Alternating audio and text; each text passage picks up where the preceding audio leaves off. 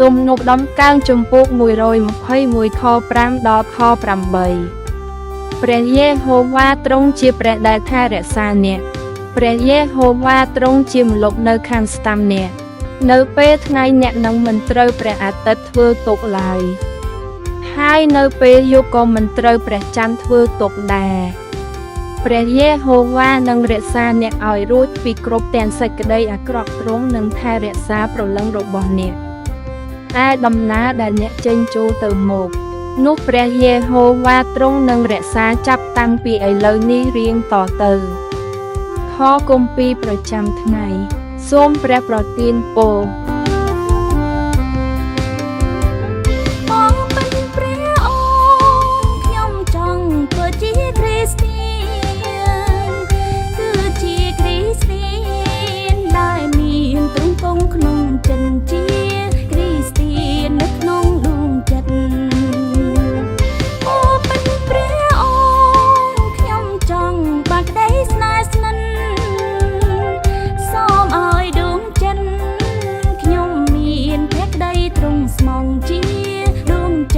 ស្មោះលើទ្រង់ស្មង